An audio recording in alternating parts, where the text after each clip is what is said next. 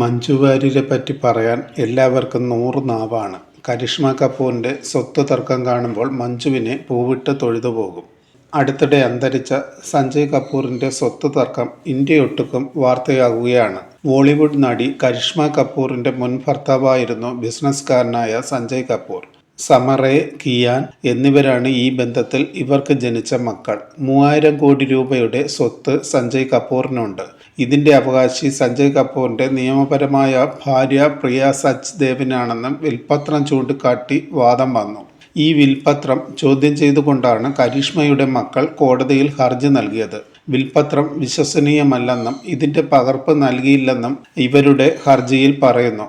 വിൽപത്രമില്ലെന്നാണ് പ്രിയ ആദ്യം പറഞ്ഞിരുന്നത്. എല്ലാ സ്വത്തുക്കളും RK ഫാമിലി ട്രസ്റ്റിന് കീഴിലാണെന്നും പറഞ്ഞു. എന്നാൽ പിന്നീട് വിൽപത്രമുണ്ടെന്ന് പറഞ്ഞു.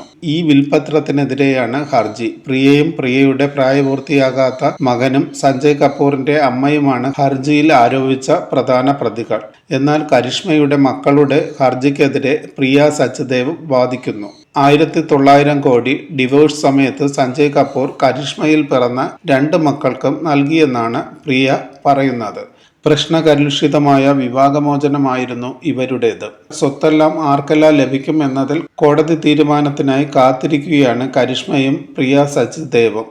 വിവാഹമോചനവും വലിയ തുക ജീവനാംശം നൽകലും ബോളിവുഡിൽ ഇടയ്ക്കിടെ വരാറുള്ള വാർത്തയാണ്. കരിഷ്മ കപൂറിന്റെയും മക്കളുടെയും ആവശ്യത്തിനിടെ ഇന്ന് കേരളത്തിൽ നടന്ന താരവിവാഹവും വേർപിരിയലുമാണിപ്പോൾ ചർച്ചയാകുന്നത്. കരിഷ്മ സഞ്ജയ് കപൂർ വിവാഹമോചനം പോലെ മോളിവുഡിൽ ചർച്ചയായ വിവാഹമോചനം ദിലീപിന്റെയും മഞ്ജു വാര്യരുടേതുമാണ്. എന്നാൽ ജീവനാംശം, സ്വത്ത് എന്നിവ സംബന്ധിച്ച് ഒരു തർക്കവും ഇവർ തമ്മിൽ ഉണ്ടായിരുന്നില്ല. ആരോപണ പ്രത്യാരോപണങ്ങൾ ഇല്ലാതെയായിരുന്നു വേർപിരിയൽ. 2015 ഇവർ നിയമപരമായി വിവാഹമോചിതരാകുന്നത്. കോടതിയിൽ ജീവനാംശമായി മഞ്ജു ഒന്നും ആവശ്യപ്പെട്ടിട്ടില്ല.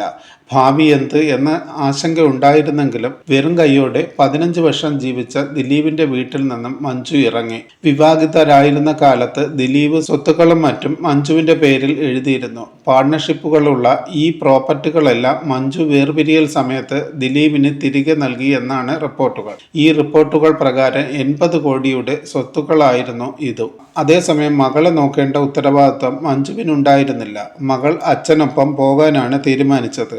മഞ്ജു ഈ തീരുമാനത്തെ അംഗീകരിക്കുകയും ചെയ്തു. ദിലീപിൽ നിന്നും വലിയ തുക ജീവനാംശമായി മഞ്ജുവിന് ആവശ്യപ്പെടാമായിരുന്നു. നിയമപ്രകാരം അത് ലഭിക്കുകയും ചെയ്യും. അന്ന് മോളിവുഡിലെ ഏറ്റവും ധനികനായ നടന്മാരിൽ ഒരാളായാണ് ദിലീപ് അറിയപ്പെട്ടത്. അഭിനയത്തിന് പുറമെ നിർമ്മാണം, വിതരണം തുടങ്ങിയ മേഖലകളിൽ വിജയം കൈവരിച്ചു നിൽക്കുന്ന സമയം. റിയൽ എസ്റ്റേറ്റ് ബിസിനസ്സിലെ വമ്പനാണ് ദിലീപ്. എന്നാൽ ഇതൊന്നും മഞ്ജുവിന് വേണ്ടായിരുന്നു. തിരികെ തന്റെ മാതാപിതാക്കളുടെ വീട്ടിലെത്തിയ മഞ്ജു പിന്നീട് നൃത്തത്തിലും സിനിമകളിലും ശ്രദ്ധ കേന്ദ്രീകരിച്ചു. സ്വന്തമായി കാശുണ്ടാക്കി. ഒരു ചാനലിനോട് പോലും ദിലീപിനെ പറ്റി ഒരു കുറ്റവും പറഞ്ഞില്ല. അതാണ് വലിയ മനസ്സ്. അത് തന്നെയാണ് ജനങ്ങൾ മഞ്ജുവിനെ സ്നേഹിക്കുന്നത്.